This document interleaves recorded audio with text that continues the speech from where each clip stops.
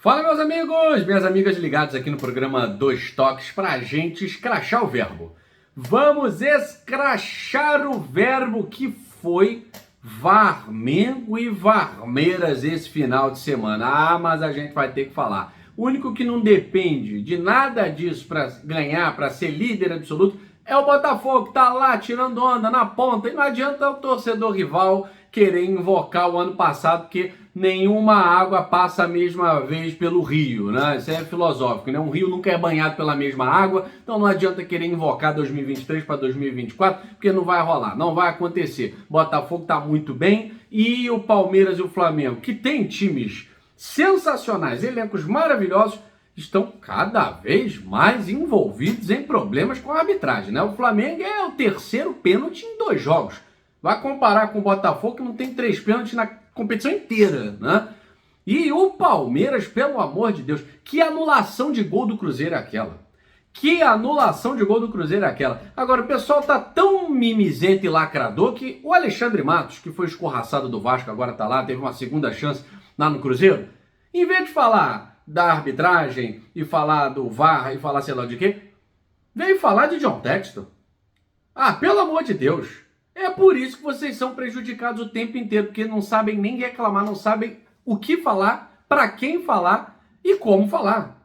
Cismaram agora de pegar o gringo para bode expiatório, pelo amor de Deus, vai continuar prejudicado, porque não sabe falar, não sabe o que pedir, para quem pedir, a quem recorrer e com quem se juntar. Aí toma essas na cabeça, depois ficam reclamando que o Cruzeiro foi assaltado, o Cruzeiro foi operado, e o Palmeiras, que não tem nada a ver com isso, mas é curioso como todo erro crasso de arbitragem envolvendo o VAR tem o Palmeiras. É brincadeira. Todo erro crasso de arbitragem envolvendo o VAR tem a participação do Palmeiras. É muita coincidência, gente. O Palmeiras estava vencendo por 1-0, por quê? Porque tem um time bom. Palmeiras tem um elenco maravilhoso. Não precisa, ou será que precisa? Já estou começando a duvidar. E aí o Cruzeiro vai lá, empata no peito e na raça. O cara vai buscar um lance lá, nos 2 minutos do primeiro tempo, para poder justificar a anulação do gol numa falta. Lance normal. E por que a galera chama de Varmeira? E com muita justiça tá chamando, né? Porque esse lance não é para intervenção do VAR. O Manuel Serapião, filho, um dos idealizadores do VAR, ele lá na CPI, que está investigando manipulação de resultados, ele falou que o VAR não pode e não deve ser usado para isso. Porque senão a gente faz do VAR uma arma. E uma arma que vai ajudar uns e prejudicar outros. Se o árbitro dentro de campo, que é a maior autoridade, disse, da partida, olhou e não considerou, o jogo segue. Se foi falta, a gente coloca a culpa no árbitro. Agora, não foi, o VAR mandou chamar, um contato normal, ele anula o gol do Cruzeiro. Aí você tira um gol num clássico, num jogo difícil. Palmeiras e Cruzeiro, a gente sabia que ia ser um jogo equilibrado. E foi. Só que com intervenções da cabine, tiraram a justiça do placar naquele momento. O Cruzeiro vinha melhor, merecia o gol, e o Palmeiras tem mais uma vez uma vitória envolvendo arbitragem e VAR. E aí estava todo mundo ansioso para saber o que o Abel Ferreira falaria. E ele, como uma pessoa com alguma limitação mental ou com uma estratégia absurdamente inteligente, aí a gente precisa escolher quem é o Abel Ferreira.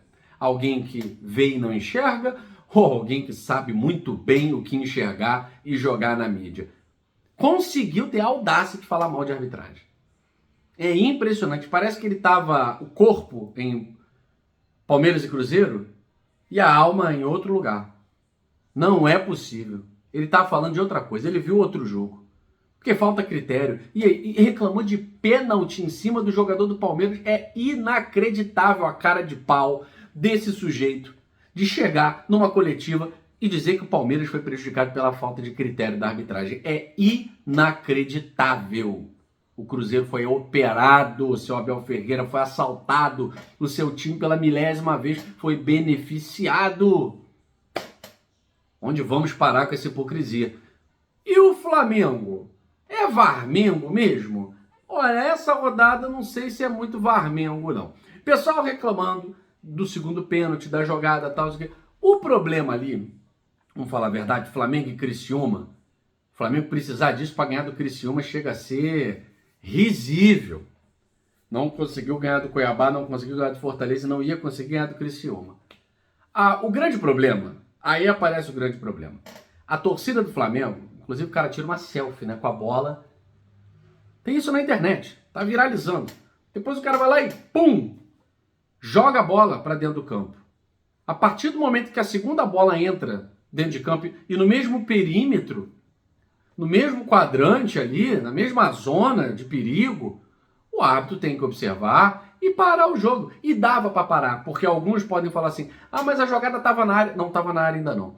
Quando a segunda bola entra na mesma zona periférica do lance, quando a Arrascaeta está com a bola, o árbitro está exatamente no ângulo de visão, no campo de visão. A bola entra no campo de visão do árbitro.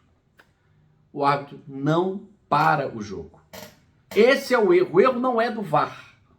O erro é do árbitro que foi conivente com duas bolas em campo na mesma área de ataque do Flamengo, na mesma zona periférica.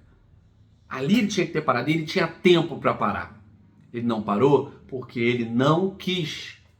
E aí entra a falta de conhecimento técnico da regra. Como é que você joga um esporte há sei lá quanto tempo? Quanto tempo o Barreto está na área aí jogando bola?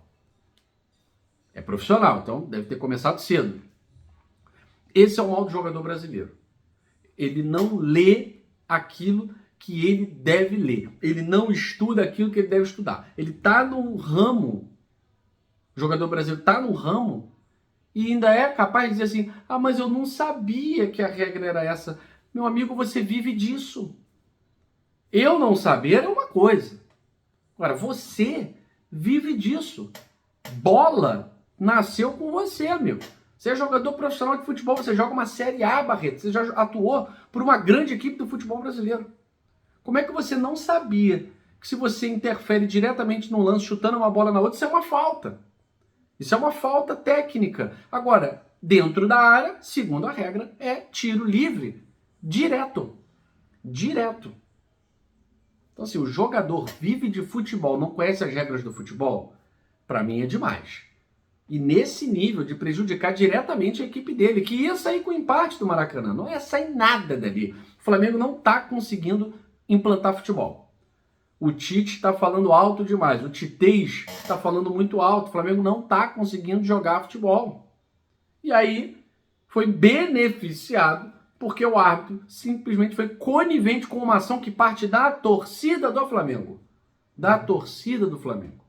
Então isso é um péssimo exemplo do futebol brasileiro para o mundo. Isso é um péssimo exemplo. E toda rodada é recheada de péssimos exemplos em todos os jogos praticamente de como é o futebol brasileiro interferido e influenciado pelas ações da arbitragem. A gente é uma piada. Isso aqui é verdade. Nós somos uma piada. Uma piada. O futebol sul-americano está se transformando numa piada de mau gosto. E o futebol brasileiro colabora e muito com a desprofissionalização, com o amadorismo dos apitadores de plantão. É toda rodada a gente tem que falar aqui, tá? E o Botafogo? Líder absoluto, venceu o Internacional. Coitado do Internacional. Cheio de problemas, né? Um monte de jogadores fora por lesão, outros suspensos, cheio de problemas, não conseguiu pontuar diante do líder Botafogo, que está sobrando, não está precisando de ajuda de arbitragem para vencer, ainda, né, pelo menos, não está precisando, está ganhando no peito, na raça e na bola, e está sobrando na liderança com muita justiça, Luiz Henrique encarnou Luiz Henrique mesmo, está jogando bola. O Botafogo pode até trazer outra cria de Xerém, está muito perto de anunciar, tá? As negociações caminham muito bem, o ok de uma das partes já foi dado, o Botafogo já quer o jogador, Só tá faltando mesmo sacramentar para o Botafogo trazer outra cria de Xerém. E é claro, fechando, você vai saber tudo sobre isso aqui, tá certo? E mercado da bola a gente também vai trazer como é que está o seu time, o que ele pretende para trazer jogador para brigar por título, sair de zona de rebaixamento, brigar por Sul-Americana, Libertadores. A gente vai falar sobre isso na segunda parte do nosso Dois Toques, a casa do futebol. E tem rodada de Campeonato Brasileiro, né? O Grêmio já venceu, fez a sua parte, complicando o Fluminense. O Fluminense vai entrar diante do Cuiabá sabendo de quantas 1000 rodadas eu preciso ganhar seguidamente para sair da zona de rebaixamento. Tá complicado. O Grêmio venceu o Vitória. O Vitória que tá desesperado, secando o Corinthians. Vamos ver o que vai dar nessa rodada boa aí de Campeonato Brasileiro. Falta uma só para terminar o turno do Brasileirão. Eu fico por aqui, um abraço grande para você.